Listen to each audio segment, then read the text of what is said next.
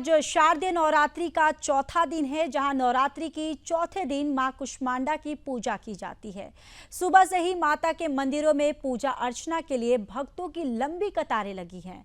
जहां माता कुष्मांडा की उपासना करने से परिवार में खुशहाली आती है, तो इसके साथ ही व्यक्ति को यश, बल और लंबी उम्र की प्राप्ति भी होती है। मां दुर्गा के चौथे स्वरूप माता कुष्मांडा का वाहन सिंह है और मां कुष्मांडा की 8 भुजाएं होने के कारण इन्हें अष्टभुजा वाली भी कहा जाता है। इनके 7 हाथों में कमंडल, धनुष, बाण, कमल, अमृतसर से भरा कलश, चक्र और गदा नजर आता है, तो 8वें हाथ में जप की माला। कुष्मांडा देवी थोड़ी सी सेवा और भक्ति से ही प्रसन्न हो जाती है। जो साधक सच्चे मन से इनकी शरण में आता है, उसे आसानी से परम पद की प्राप्ति हो जाती है। शारदीय नवरात्रि के चौथे दिन माता रानी को लाल रंग के फूल अर्पित करें।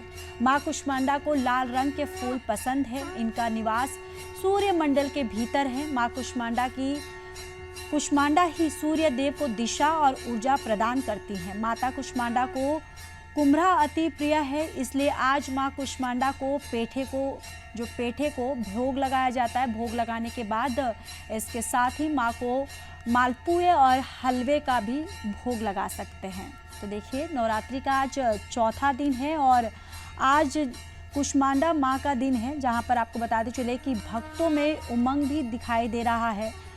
जो मंदिरों में लगातार श्रद्धालुओं का तांता लगा हुआ है और जो भक्त है वो पूरी तरह से आस्था में डूबे हुए हैं। देखिए, तस्वीरों में भी आपको दिखा रहे हैं कि यहाँ पर कुष्मांडा देवी का यहाँ आरती करते हुए नज़र आ रहे हैं। यहाँ जो पंडित जी हैं वो आरती उतार रहे हैं और साथ ही साथ यहाँ पर तमाम जो श्रद्धालु हैं वो भी माता का यहाँ पर भजन कीर्तन करते हुए नज़र आ रहे हैं और आरती में शामिल होते हुए नज़र आ रहे हैं।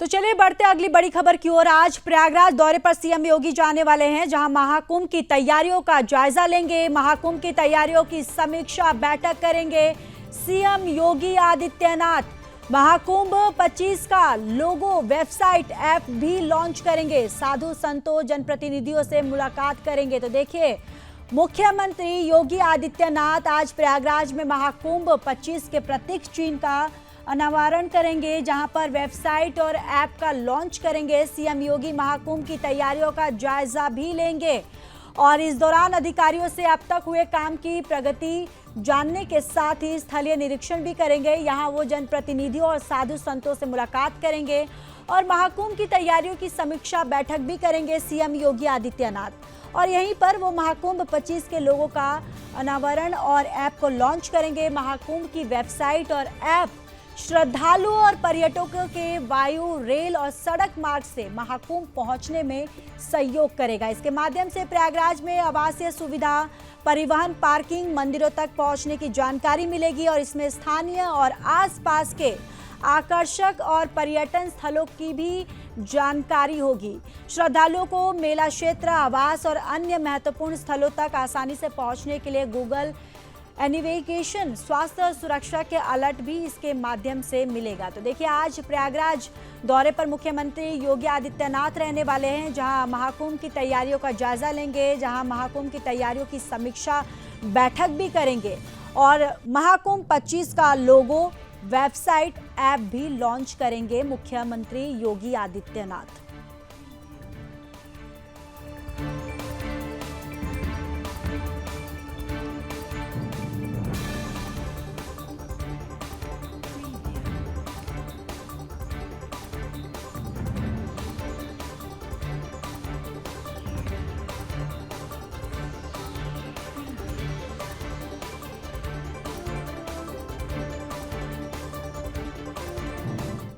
तो चलिए अब खबरों में आगे बढ़ते हैं। आज फिर दिल्ली में जनता की अदालत होने वाली है, जहां केजरीवाल दूसरी बार जनता दरबार लगाएंगे। छत्रसाल स्टेडियम में ये जनता की अदालत जो है ये लगाएंगे, जहां केजरीवाल जनता को संबोधित करेंगे। तो दिल्ली के छत्रसाल स्टेडियम में पूर्व सीएम केजरीवाल आज जनता की अदालत लगाएंगे। जो सुबह 11 बजे जनता की अदालत में केजरीवाल समेत अन्य नेता जो हैं जनता को संबोधित करेंगे। और इससे पहले 22 सितंबर को केजरीवाल ने जंतर मंतर पर जनसभा भी की थी, जहां पर बीजेपी प्रदेश अध्यक्ष वीरेंद्र सचदेवा ने केजरीवाल की जनता की अदालत में 6 सवालों का जवाब मांगा था। उन्होंने कहा कि पूर्व मुख्यमंत्री ने सत्ता विरोधी भावना से बचने के लिए पद से इस्तीफा दिया है और जनता इसे अब जान चुकी है। तो देखिए, बड़ी जानकारी आप तक साझा कर रहे हैं कि आज पूर्व मुख्यमंत्री अरविंद केजरीवाल जो हैं जनता की अदालत लगाएंगे और ये सुबह 11 बजे ये जनता दरबार लगने वाला है, जहां पर केजरीवाल जो हैं वो जनता को संबोधित करेंगे। और ये जो जनता दरबार है छत्रसाल स्टेडियम में लगाने वाले हैं। और साथ ही साथ आपको ये भी जानकारी देते चले कि 22 सितंबर को केजरीवाल ने जंतर मंतर पर भी जनसभा की थी, और जिस पर बीजेपी जो है कटाक्ष करते हुए जो बीजेपी के प्रदेश अध्यक्ष वीरेंद्र सचदेवा ने उन पर तंज कसा था, जिसको लेकर 6 सवाल भी दागे थे। तो चलिए खबरों में आगे बढ़ते हैं। अब बात कर लेते हैं कोलकाता की। कोलकाता रेप मर्डर केस में जूनियर डॉक्टर्स का अल्टीमेटम खत्म हुआ, जहां भूख हड़ताल पर बैठे जूनियर डॉक्टर और उन्होंने कहा है कि मांगे पूरी नहीं हुई है हमारी। 10 मांगों को लेकर विरोध। हेल्थ सेक्रेटरी को हटाने के लिए 24 घंटे का समय दिया था। ये बड़ी जानकारी आप तक साझा कर रहे हैं। कोलकाता रेप मर्डर केस में जूनियर डॉक्टरों का जो अल्टीमेटम जो है वो खत्म हो गया है, और जूनियर डॉक्टरों का कहना है कि जो उनकी मांगे हैं वो पूरी नहीं हुई है। 10 मांगों को लेकर विरोध किया गया था और हेल्थ सेक्रेटरी को हटाने की बात भी की गई थी। 24 घंटे का समय दिया गया था। तो देखिए, RG Kar medical college and hospital में लेडी डॉक्टर की दुष्कर्म हत्या के मामले में स्वास्थ्य सचिव को हटाने की मांग को लेकर जूनियर डॉक्टरों ने राज्य सरकार को 24 घंटे अल्टीमेटम दिया था। आरोप है कि समय सीमा खत्म होने के बाद भी राज्य सरकार जो है उनकी ओर से कोई जवाब नहीं आया है, जिसके बाद उन्होंने फिर से हड़ताल जो है वो जारी कर दी है।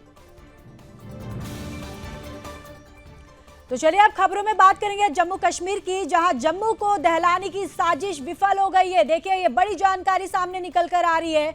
जम्मू को दहलाने की साजिश विफल हो गई और घरोटा में मिली 1.7 किग्रा की टाइमर ईडी और बम निरोधक दस्ते ने इसका डिफ्यूज किया है, जहां विस्फोटक मिलने के बाद क्षेत्र में सुरक्षा जो है वो बढ़ा दी गई है। तो देखिए, विधानसभा चुनाव की मतगणना के पहले जम्मू कश्मीर को दहलाने की साजिश को सुरक्षा एजेंसियों ने विफल कर दिया है, नाकाम कर दिया है।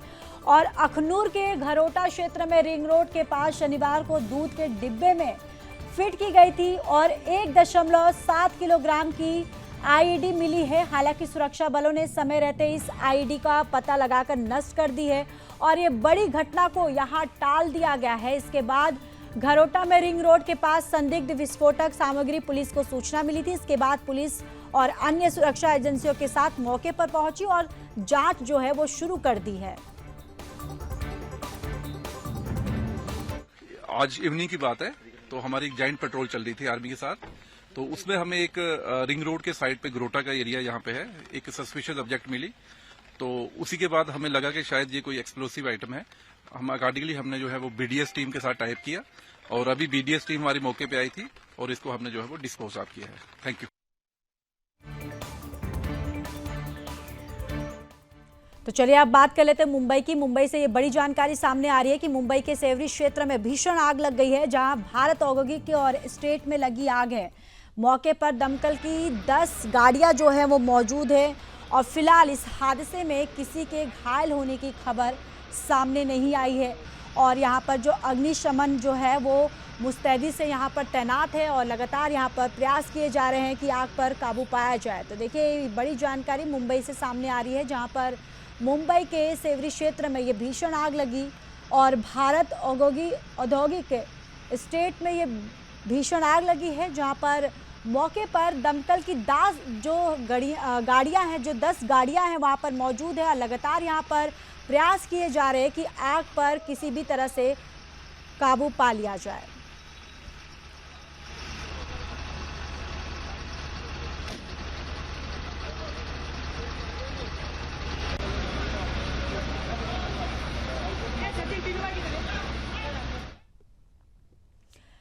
आगे बढ़ते हैं तो मराठी भाषा को लेकर मुख्यमंत्री, माफ कीजिएगा, प्रधानमंत्री भी यहाँ पर मौजूद रहे। दरअसल मुंबई में अभिजात मराठी भाषा कार्यक्रम का आयोजन किया गया, जहां पर हिस्सा लेने के लिए प्रधानमंत्री नरेंद्र मोदी पहुंचे थे। उन्होंने कहा है कि केंद्र सरकार द्वारा मराठी भाषा को अभिजात भाषा का दर्जा दिया गया है और आज मराठी भाषा के इतिहास का स्वर्णिम अवसर है। इस निर्णय का, इस पल का महाराष्ट्र के लोगों को, मराठी बोलने वाले हर व्यक्ति को दशकों से इंतजार था। मुझे खुशी है कि महाराष्ट्र का ये सपना पूरा करने का सौभाग्य मुझे मिला है।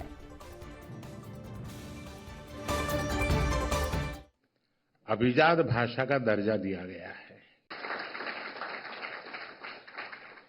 केंद्र सरकार द्वारा मराठी भाषा को अभिजात भाषा का दर्जा दिया गया है। आज मराठी भाषा के इतिहास का स्वर्णिम अवसर है और मोदी जी ने बहुत बढ़िया तरीके से इसको समेकअप किया। इस निर्णय का, इस पल का महाराष्ट्र के लोगों को, मराठी बोलने वाले हर व्यक्ति को दशकों से इंतजार था। मुझे खुशी है कि महाराष्ट्र का ये सपना पूरा करने में, कुछ करने का सौभाग्य मुझे मिला।